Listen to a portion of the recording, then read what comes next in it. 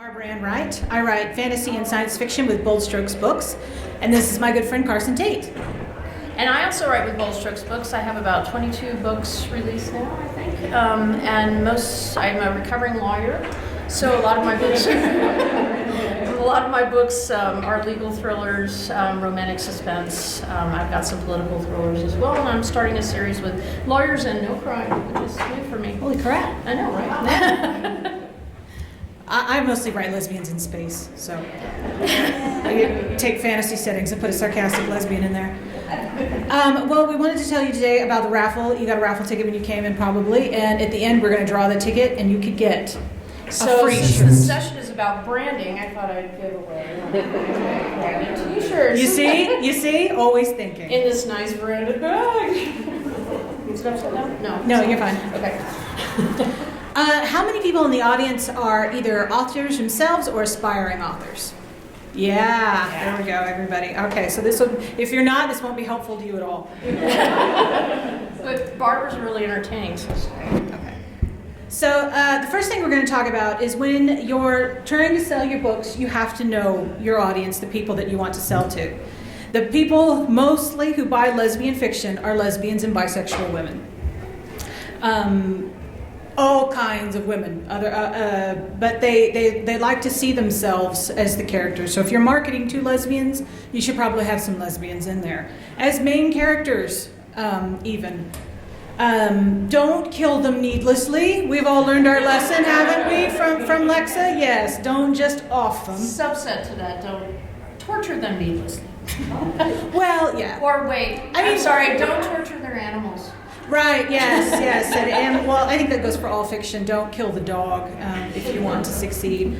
As in the straight market, in the LGBT market, romance is queen, okay? Since, especially lesbian women, bisexual women, trans women don't get to see themselves often in fiction, having a romantic subplot in there at least is nice because then you get to explore a variety of experiences. And anytime you can say, oh, and it has a romantic subplot, your sellability just goes up. Well, and it doesn't have to be, like a lot of people are like, oh, romance, which, whatever, I love story. But I also like a really gritty mystery. But I'll give an example, like Gene Redmond's Mickey Knight series. I don't know if any of you have read that, but it was my gateway drug to lesbian fiction. And I'm still addicted. And Mickey Knight, the main character, is really gritty, but you get to see like this whole unfolding of her personality, and you get more attached to her because she actually has a love interest. Things don't always go well for them; it's rocky back and forth, but it really opens up the character and makes you relate more because we all, even if we don't have true love or that's not your aspiration, it shows you a different side and makes people more human. It's more relatable. Right. So even if it's just a little subplot, it never hurts. You don't have to have like this many sex scenes or something like that. Don't go that rigid, but unless you want to. And do not just have some lesbians in the background as eye candy. I'm looking at you, Fast and Furious franchise, as well as some of Game of Thrones. Yeah. Do you remember that exposition scene where the two women are getting it on in the background? Does anybody remember what that scene was about? Because I don't. Okay, so this one's more my idea than Carsen's. I think reviews are a big thing in the lesfic community. It's true. I don't disagree with you. No, you do. We fought about it.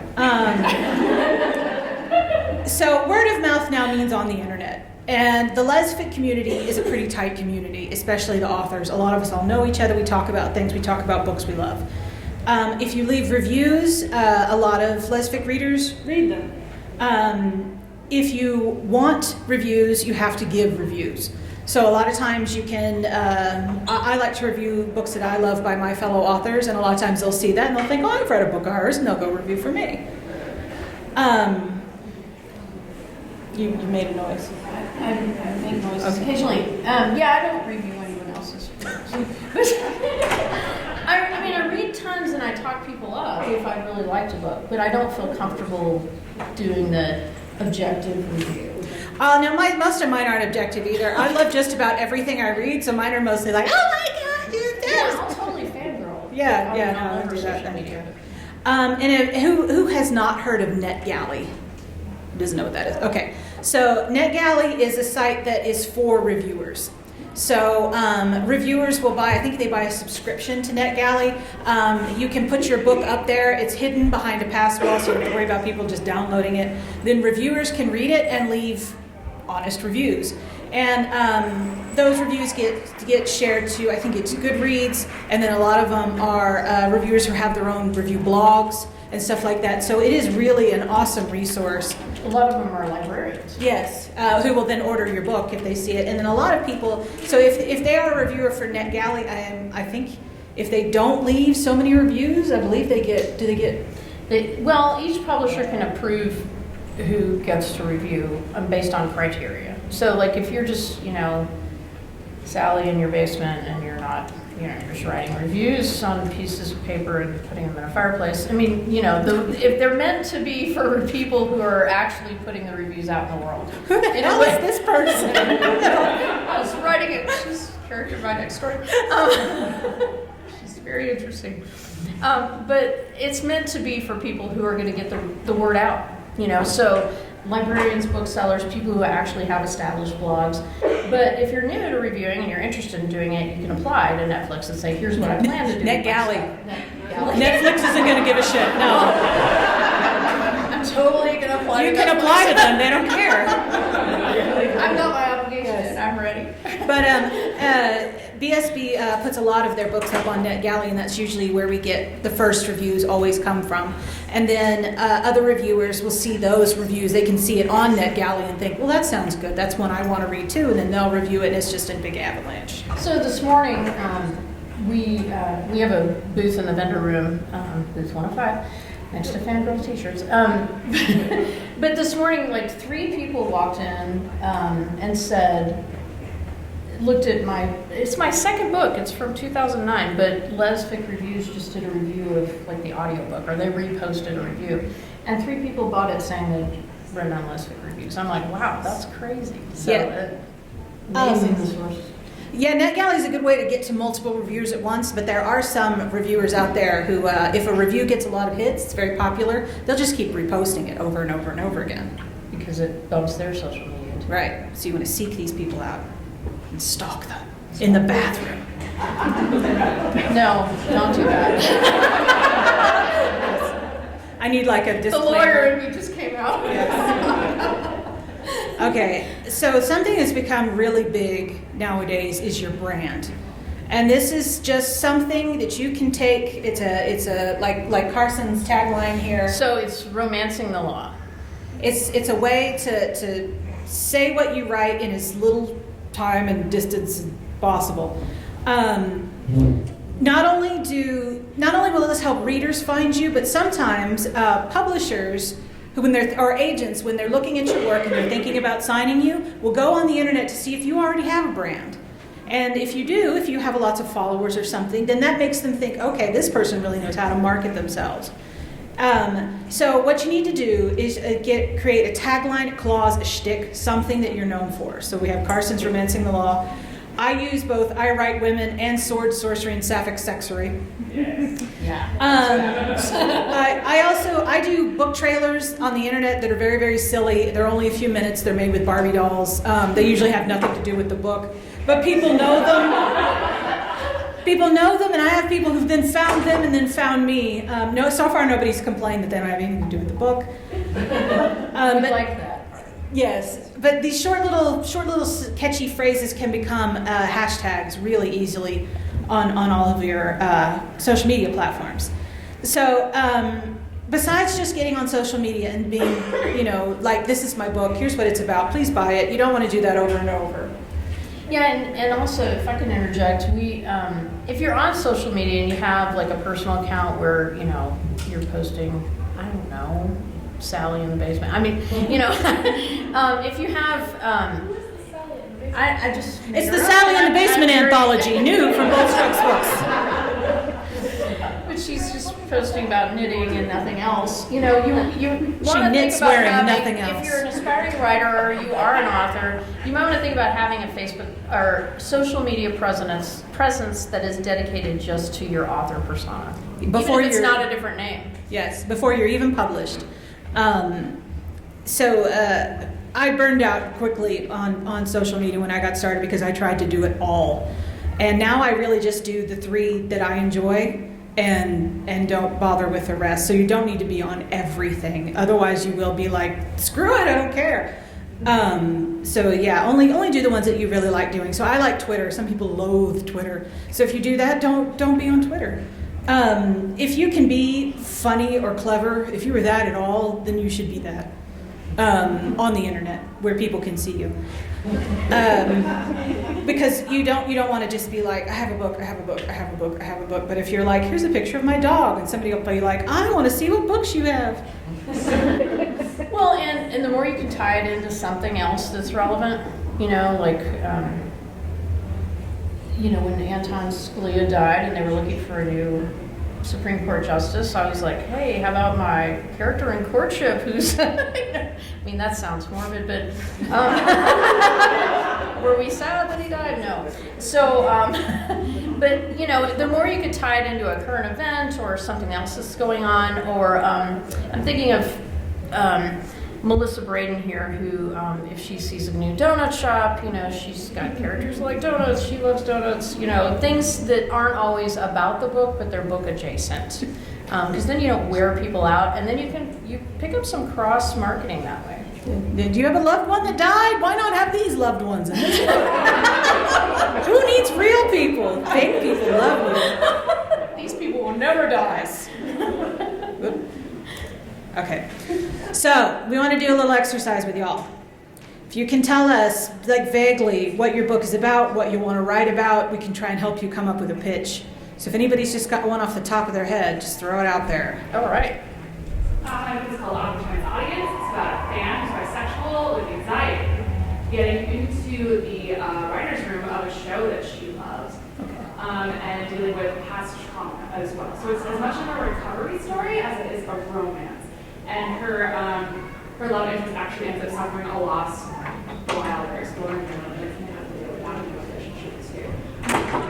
Because of that discrepancy that has so much to do with fan culture, romance, and a queer identity, and recovery. And loss and grief. Okay. Is this something that you think you're going to probably explore a lot of these themes in your work, like going forward? Is this something that one day you're going to be known for? I mean, I do like writing bisexual protagonists. A lot of my experience has been formed by trauma, so yeah, there's that. And then, like, I'm a giant myself, so a lot of the content I put out on social media is very faith-based. Okay. So right off the top of my head, recovery through romance might work. Recovery through fandom. Healing Hearts. Healing Hearts is a good one. And you can sneak in rainbows to any of these, and I think that will give people. But if you had like a rainbow heart, and you did, what was your Healing Hearts? Recovery through romance, recovery through. So you want like your name, and then Love Heals. Love Heals all. I think they're trying to work fandom in there somehow. Romancing the fandom. No, it sucks. Don't use that one. You're trying to romance the entire family. I am. It take a lot of energy. Romancing the fandom. I'm trying to get like a romancing the stone kind of thing. But you're right, romancing the fandom would be too many fans. You're gonna get tired. Unless she's writing about a very small fan. Yeah, there you go. So does that help? Is that? Yeah, definitely. I've had trouble pitching it as sellable, I guess, though, because of, like, after it explore, obviously, the novel is on a very which is. You're gonna probably have to cut that a little. Yeah. Well, I mean, but that's It's not long. that's not outside the realm of, you know, a romance. I mean, that's at the top end of a length usually, but it's not outside. I mean, don't you guys have I've that? got some over. Okay. Okay. Never mind. You're fine. How did you guys writing? Well, I've been writing just whatever since I was a little kid, but I really started in college, and then after that, 2003, I won like an undergraduate science fiction contest, and then I just started going. But it wasn't until later, and I was like, straight people sell, I'll write them, and then I was like, no, I want sarcastic lesbians, so I did that. Yeah, I mean, all of that. No. I was probably in 6th grade when I wrote my first book to a girl, to try and get a girl named Holly, and I don't think it worked, but it wasn't a very good book. It was a mystery. I'm pretty sure it was only like 6 pages. The answer to the mystery is me and you. But I've always wanted. She never solved it. Brokenhearted to this day. But I've always wanted to write. I like telling stories, and I guess it was about 10 years ago, I was like, I'm going to write a book this year, and so I did. So then 22 books later, I seem to be addicted. Anybody else got any branding things you would do? Oh, here's one back here. Hi. So I write YA fantasy. I'm usually starring a lesbian or bisexual character. So I'm wondering about how can I brand that. Usually Panelists is also included. Okay. So Tell us a little more about your fantasy world. Okay. Sorry, I'm so nervous. Pretty much regular world stuff. In the book I'm writing now, a girl, teenager Chloe, gets her life stolen by a chamberlain. And so she finds out about all these other creatures that exist on Earth, and she's dealing with them.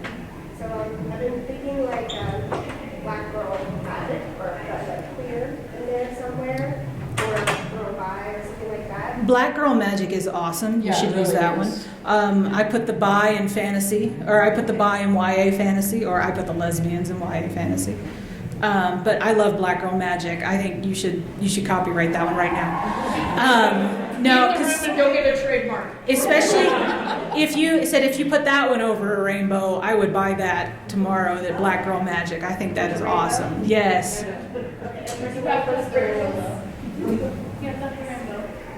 Yes. I could see that as a GIF where it just goes the rainbow over Black Girl Magic and it sparkles. And a lot of these brand tags are the, like, if you're going to pitch, you were talking about pitching earlier, that frame the whole discussion by starting with, here's what I write. Yeah, so if somebody's like, what do you write? And you're like, well, basically I write Black Girl Magic. Then they're going to be like, well, I want to know what that is. That's awesome. Anybody else? Here we go. So I tend to write comedy, and it's more slapstick. That was very funny. So my story is actress, the one that wants to fall in love again, but she's afraid to come out. It's super hot landscape chick. And I have a nice slow build-up to romance, but it's kind of my writing. It's very bantery. But it really goes towards finding my slapstick. So I know it's hard to find that kind of audience who's going to appreciate it, but I have now people through fan fiction who enjoy my humor. You could do, like with a period after each one, very sarcastic lesbians. But like period. I think that's a good one. I like that a lot. Do you have another one? I like that. We're going trademark. Yeah. Yeah, really. Leave the room. We can trademark attorney outside. No, I really like that. I like that. Well, I mean, you said because your brand is not just going to be for one book; it's going to be for. Right. You think this is probably what I'm going to keep writing because this is what I'm drawn to. Yeah, but something like that looks serious but is funny. I think people just crack up at. I mean, it's like if you're the person. I love how they call it the straight man. As opposed to the goofy one. If you do that, have something that looks very serious but is very silly. Or it'd be very silly stories or something like that, but with a very serious background. Yeah, and like even pick a very serious font for your logo. Yes, or a picture of like somebody in a suit, and then like the gap is they're gaping open, and there's something incredibly silly underneath it.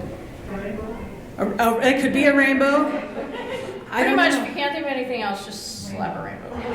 You know what? It's become like just a quick way to say I'm just gay. You know, so I've done science fiction conventions before where most of the audience is straight, and it's in Texas of all places. So it can be like, you know, it's a story about two women who are gay, who get in adventures very gaily, and they have, you know, romantic encounters with each other because they're gay. Does anybody else have a brand? Here we go. I write kind of also just lesbian fluff. Being fluff, you've got it. Done.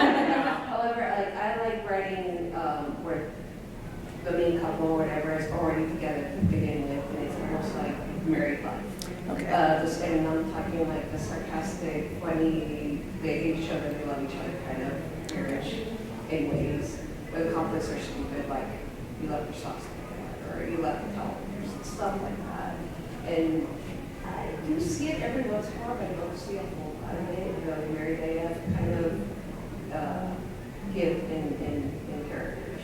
I love the romance up to that point, but I never see it being kind of like, okay, they love happily ever after, and then And then Happily ever after, and then what? Yeah, yeah. I mean, that you just said it. That's it.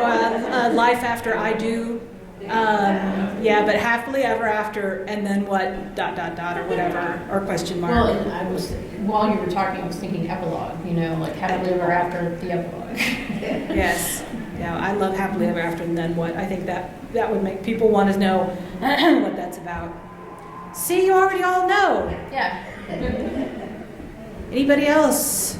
I'm going to ask again at the end, so if anybody's percolating. I kind of actually already have one. Well, then get out. Lesbian Pirates in Space.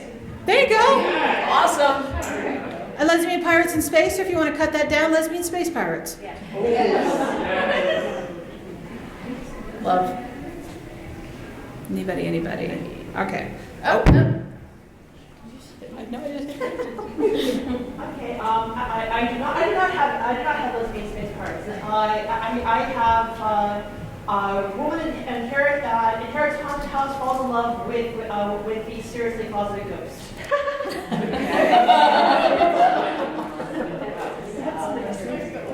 So is it your intent to write other ghost stories? Well, yeah, it's supposed to be the first book in the series. Let's see. Haunted love. Haunted lesbians. That's all of them. Ghost girls. Oh, ghost girls. That might be one. Hot ghost girls. Don't use hot dead girls.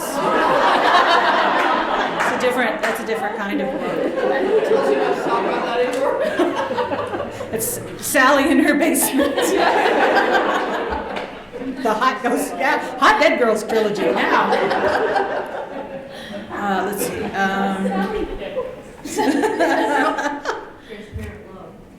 Yeah, Transparent that's love. good. That's awesome. Yes. Gay after death.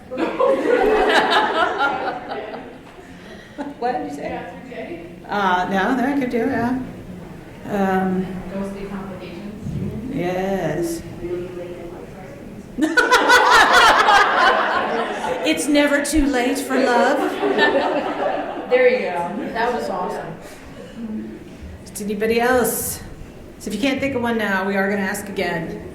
So my problem is that I like to write a lot of slow burn, so I think it's hard to brand it. I do write a lot of mysteries, so it's more along the lines of the main character doesn't realize that she's even gay because she's too busy trying to figure out the mystery at hand, and then she's kind of focusing on herself and not even looking for love, and then kind of a character comes in, kind of makes her realize it, and it kind of helps her bring the mystery full circle by helping her.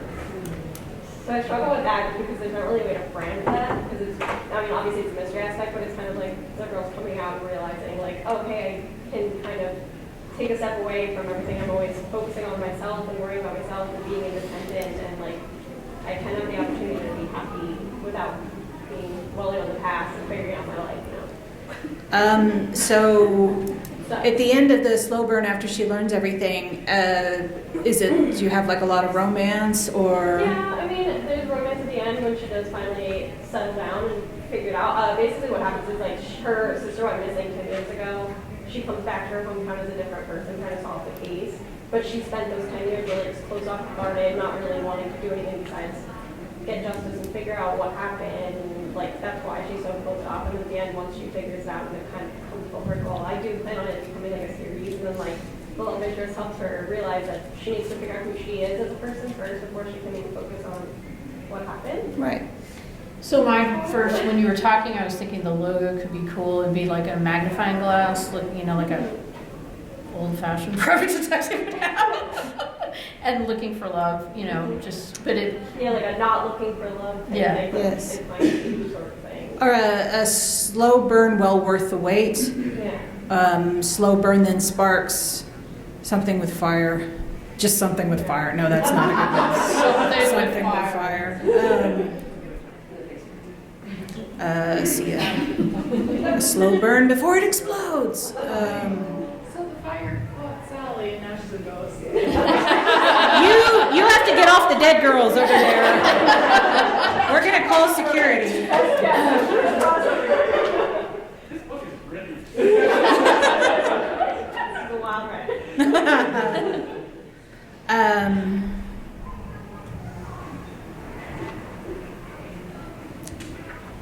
So. Like a whodunit, and then whodunit, and Yeah. Yeah. Who done it? Yeah. Who done you?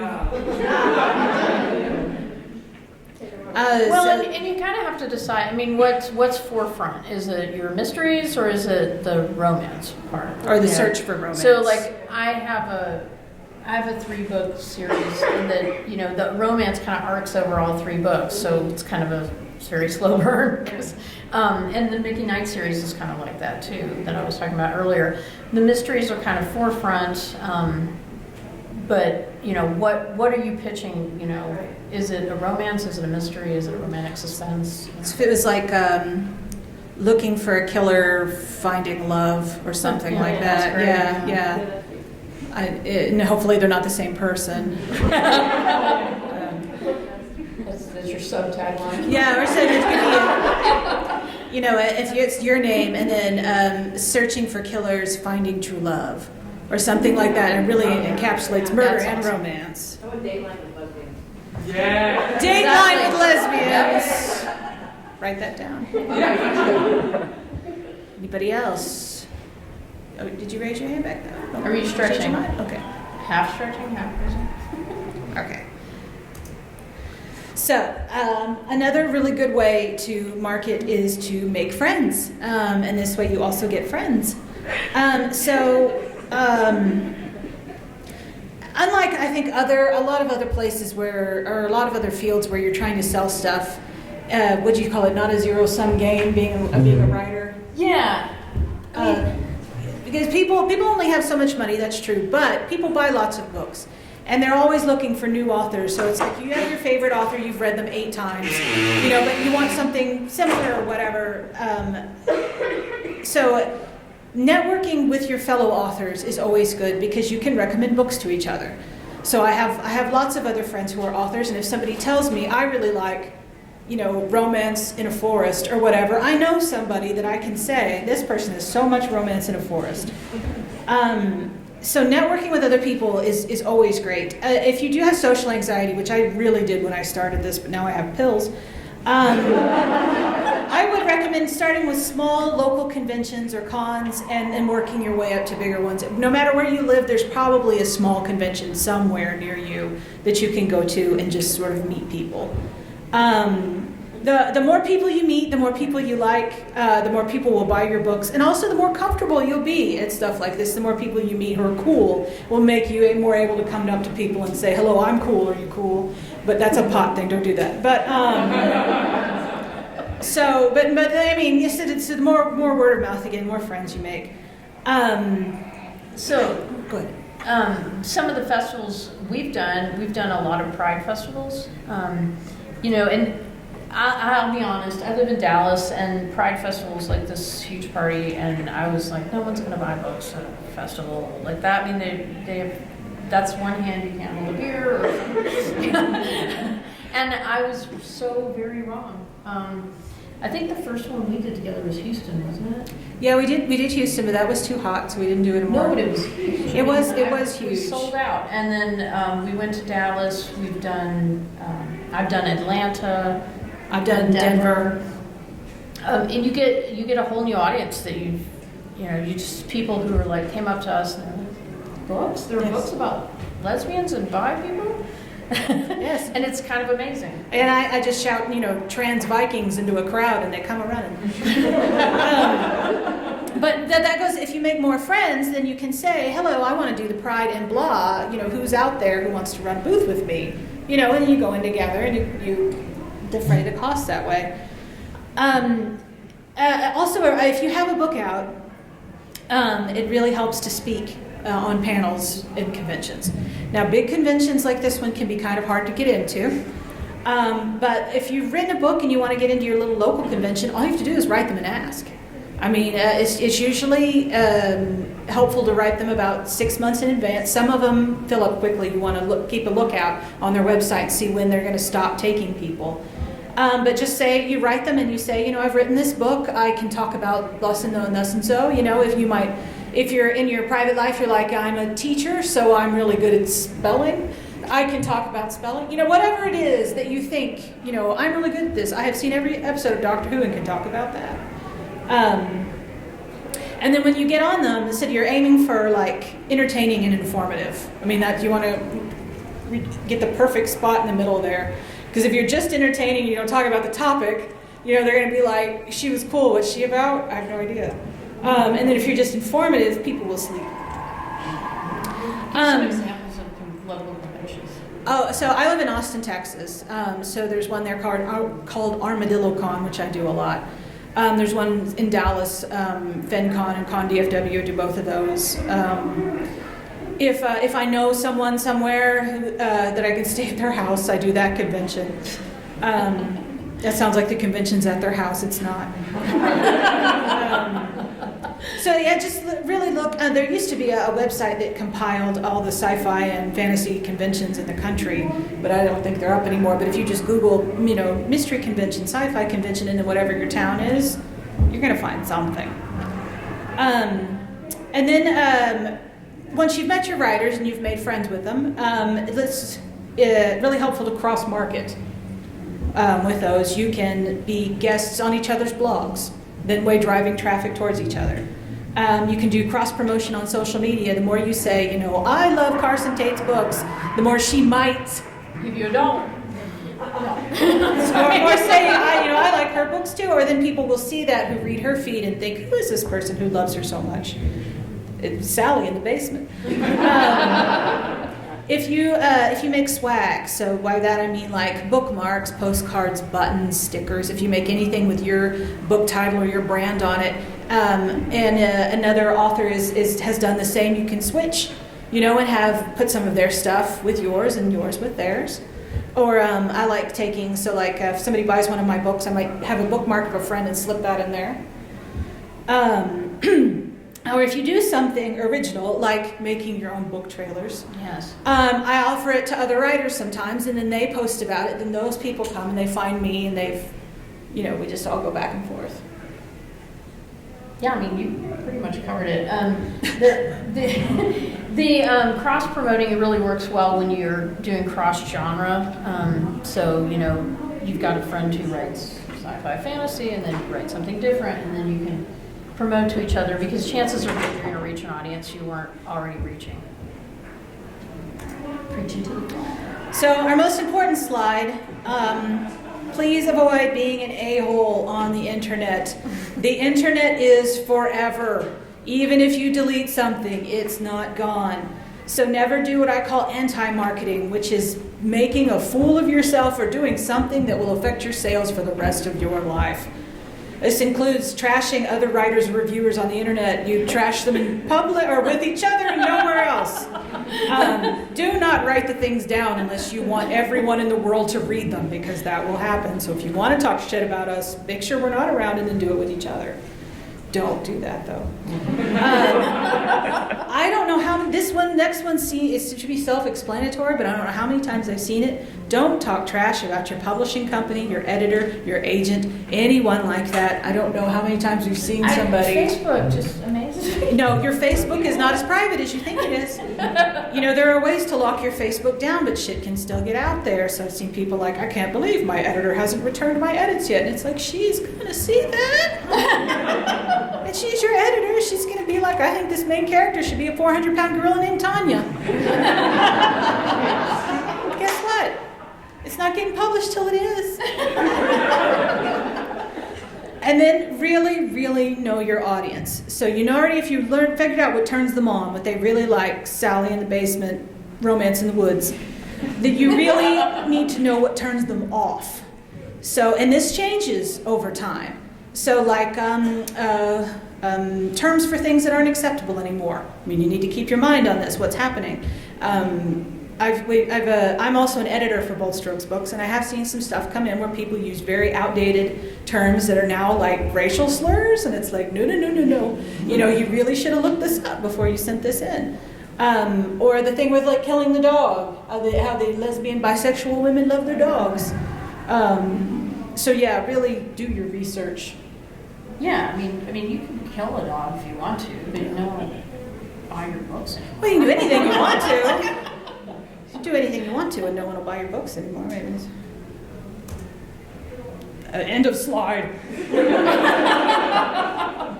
Okay, so if anyone's been thinking of their branding pitch and wants to do it, now's your time. And we're open to. Can I ask a question? Yes, that's what I was just about to say. We're open to questions, and you knew that. So what are your thoughts on self-publishing versus traditional publishing versus creating your own imprint? Well, that's a very good question, and I might call on someone else in the audience to address this. Could you repeat the question? Here's the question. What are our thoughts about traditional publishing versus self-publishing versus creating your own imprint to publish your books? The thing I think I've heard people talk about the most, because I know a lot of people who've self-published, is self-publishing has incredible freedom, but you don't have the machine in place that a publishing house comes, and that's like their marketing department, you know, their art department, their editing department. You're going to have to do all of that yourself, and depending on how you do it, you might have to put up a lot of money up front. But that, again, depending on how you do it. I think if you publish like through Amazon CreateSpace or something, I don't think that's that much. It depends a lot. If you're looking at traditional publishing, you want to get certain stuff out of that because you're giving up more of your royalty money. So you want to make sure you're getting something for that. So there's a million publishers of various genres and types, and there's a lot just in Lesbic. So you want to look at the traditional publisher and see, if I'm going to give up my royalties, what am I going to get in exchange for that? Does your publisher have a dedicated marketing person? Do they have a dedicated events coordinator? What do they pay on time? Just basic things. What are you getting out of it? Do they have really high qualified editors already in-house? What, if anything, am I going to have to contribute to the process? And so if you're going to go traditional publishing, it's not all the same. So you want to make sure you're choosing a publisher that can provide you with something of value for what you're giving up. And then if you're self-published, there are people, I know some people who self-publish who just like eat it up. They love doing the marketing, they love being out there, doing all the work, making all the pieces fit together. And to me, that I don't want to have to concentrate on all of that. I think I probably could. I think I have the skill set to do it, but it's just not what I want to do. I want to focus on the writing. But there are people who love it, and then there's people who get into it, and they realize how many moving pieces there are, and they're like, I'd rather pay someone else to do all this stuff. And then creating your own imprint, I think it depends on whether or not you want to take other authors on. Are you creating an own imprint just to be your self-publishing vehicle, or are you creating it to grow into something? And I think how you set that up and whether or not you choose that depends. I think it's also good if you're looking at taking the self-publishing route to see how other self-publishing authors are doing, because there are some genres that sell really well in self-publishing, and then there are some maybe not so well. So that's always something to look at too.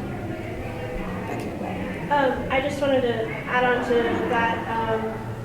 I would also be more wary of like hybrid presses.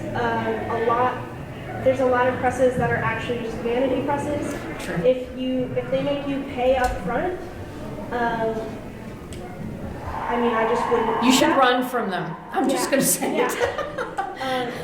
Because what they're promising you should just be a part of their service as a publishing company. So if someone is saying that they're giving you a lot of marketing and a lot of this, and if you pay, you'll get it back, then just run. No, don't. I mean, you're absolutely right. I can't remember the name. There was a publishing company just recently that shut its doors, but it had that model, like you'll get it back, but you shouldn't. I mean, if it's traditional publishing, then you don't pay up front. I mean, that's just, if it's not, then it's somebody else's self-publishing venture that you're paying for. So. We should all yell really loud to Abby. Can we do that? Take that. One thing that I seem to struggle with a lot between balancing a full-time job and writing at the same time, and also actively working to seek out publishing options, stuff like that. How did you balance that? I know you said you were a lawyer before this. Yeah, I actually wrote more before I stopped being a lawyer. I mean, I was more efficient with my time because I had more things to do. But I tend to, I mean, everybody's different. Some people like to sit down and write for hours at a time, and I'm kind of I steal little pockets of time here and there. I can write 500 words in like an hour and then be totally happy with that, and then just find another hour in the day to write more. But it's basically how your personality works with how you write, and whether or not you're a big, long, I gotta sit down and crank out chapters at once. But you just have to make it a priority. And to me, I write best in the early morning or late at night when the world is still, and I don't have other things bugging my time. I'm a writer and an editor, so I switch back and forth so that I don't get burned out on anything. I don't also do the hours at a time. If you're lacking time, no one can help you. But what helps me is if I know that I'm going to be able to write for like an hour and then I can't write for so many hours, if I write, I'll write a section and then I'll make a little note about what happened in that. That way I don't have to reread anything and I can just start from where I left off.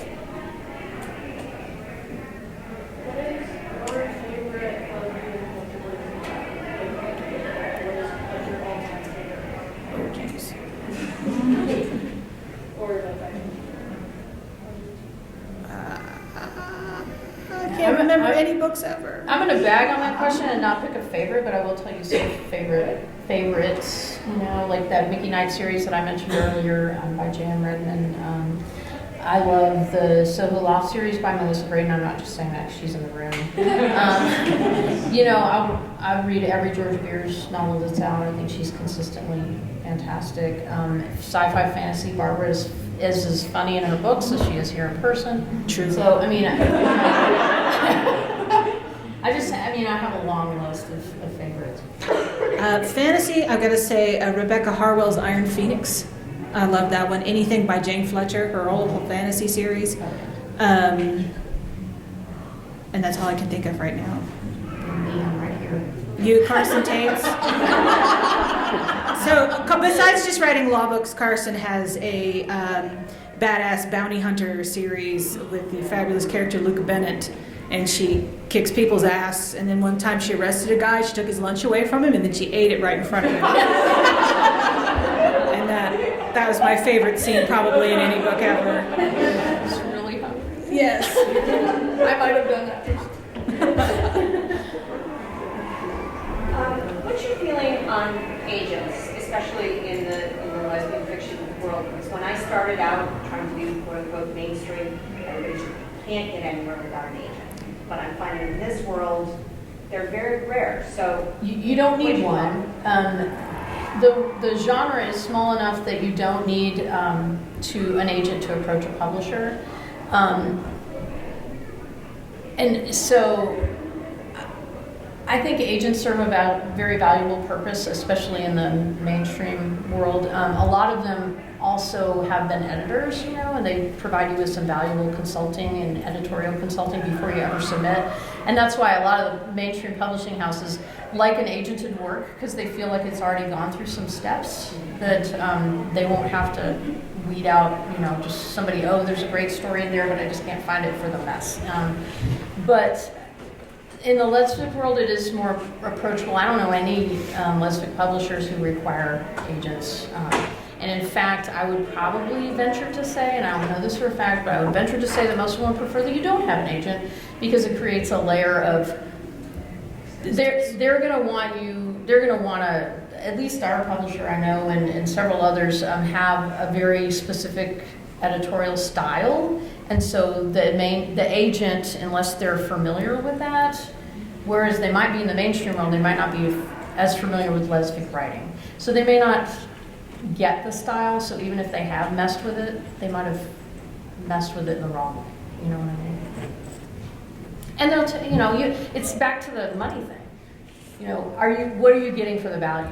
And if you can walk in and get your book seen and reviewed without going through an agent, why are you giving them the money for that? But in a mainstream world, you need them for that. Same. Anybody else? Any questions? Any pitches? No. So do you feel there's no romance angle, but it's still a lesbian main character that the lesbian publisher? Oh, absolutely. Oh, absolutely. You don't have to have romance. I was just saying that if you've got any in there, that always helps as a selling point, just because romance is the most bought. That's not right, the word.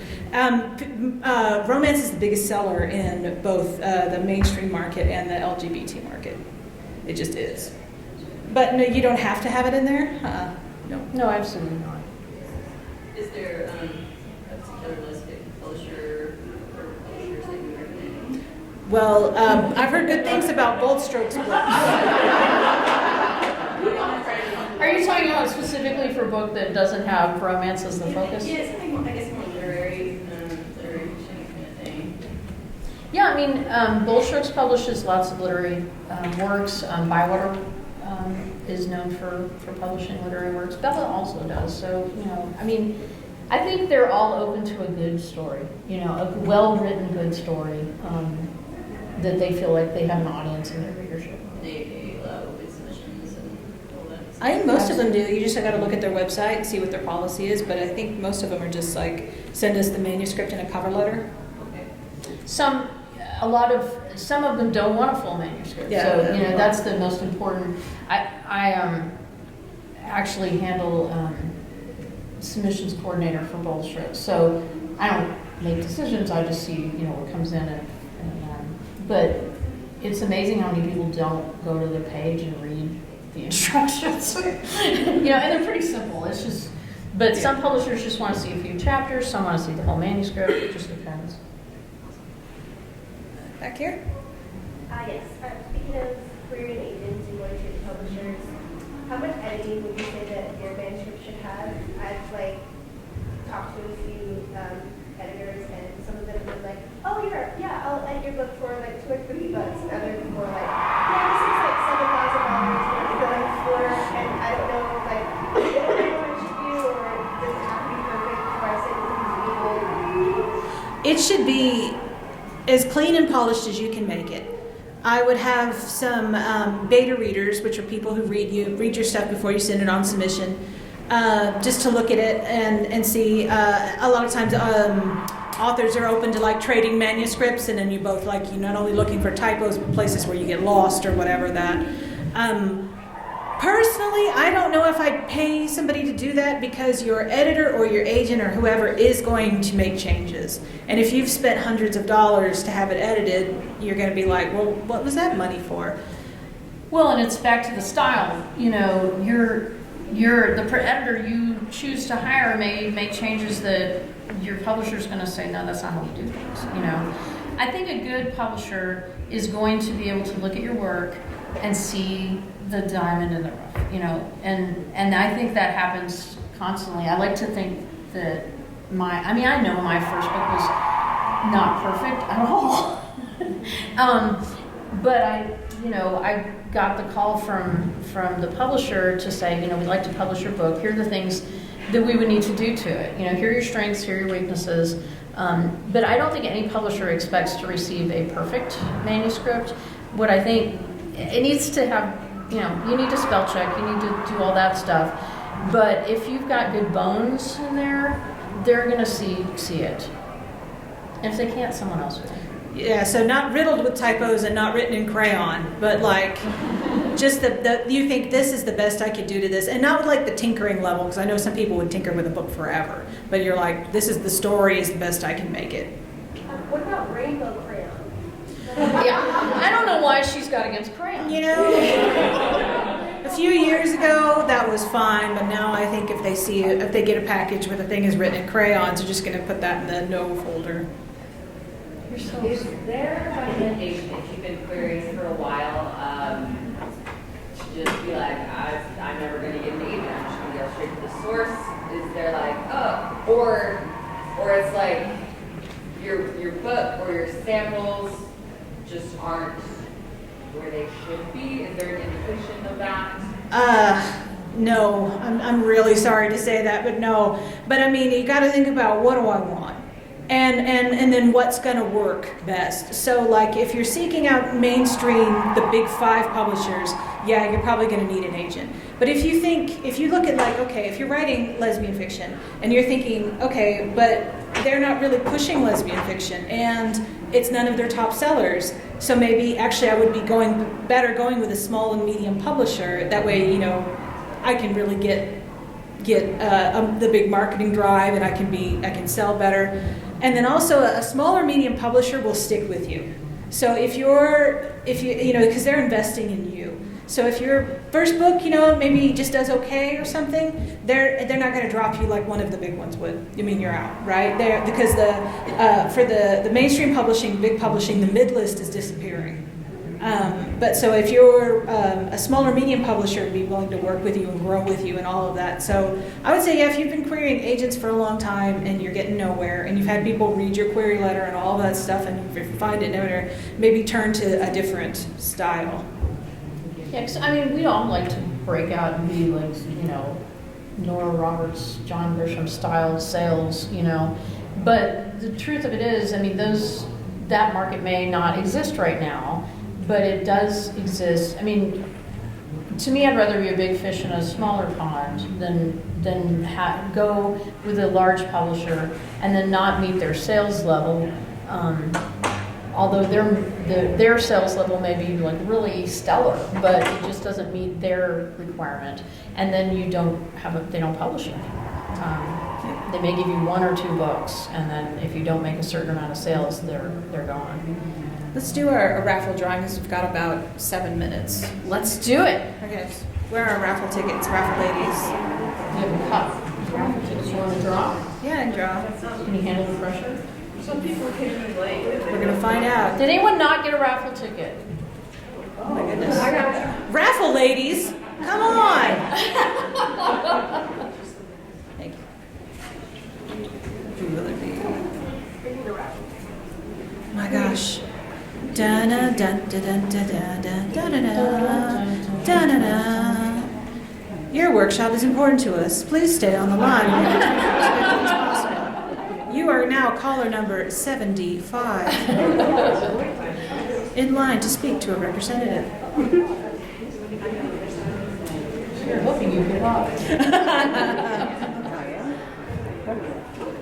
Our convention is very important to us. You're so good at that. Amazing. Writing didn't work out. Now I do raffle tickets. Okay.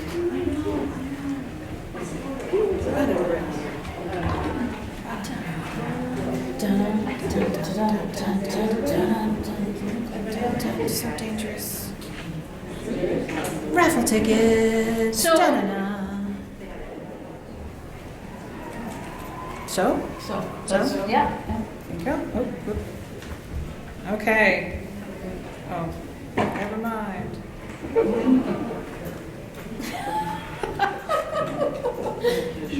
Now? What about now? Now? Now? Yes. Okay. All right, here we go. Here we go. No, What's your close shirt? your eyes, close your eyes. Sorry. Sally in the basement. Think of Okay. Draw? Okay, I'll draw. 558083. Hey! Free shirt. Yay! There you are. Are there any other questions? I think we have time for one more. No one's going to take Yes. that? Okay. About the branding and it was mentioned about like sticking to your brand. What do you have any advice in terms of like updating the brand and when should you update? Is it based on the times you're living in or is it based on changing the writing stuff? No, that's a really good question. My first book and my third book don't fit my brand. You know, there's not a lawyer in sight. There's no law. There's nothing. You know, nothing that relates to my brand. I don't. But it's not enough other work to develop another brand. You know what I mean? But it is something that some people choose different pen names when they're writing different types of work. But yeah, you have to kind of look at, you know, some people have broader brands. Mine's pretty specific, but, you know, Melissa, what would you call the type of books you write? Fun, flirty, contemporary romance. There you go. You know, I mean, your brand could be something like that. That's pretty broad and gives you a lot of latitude. If you're going to, you know, if I were just to suddenly branch off and write sci-fi fantasy, then I think I need to come up with a whole new thing for that. When I make bookmarks, and so I write fantasy and sci-fi. So some of them all have the swords and sorcery, and then some all have lesbians in space. You know, it's just sort of little tiny things to stick in the brain. But yeah, I think if you have one that's like broadly, this is what I do. But if you can make tiny little ones for different books and stuff like that. So we'd like to thank y'all for coming. Yes, Can we thank get you one very last much. big, you know? Okay.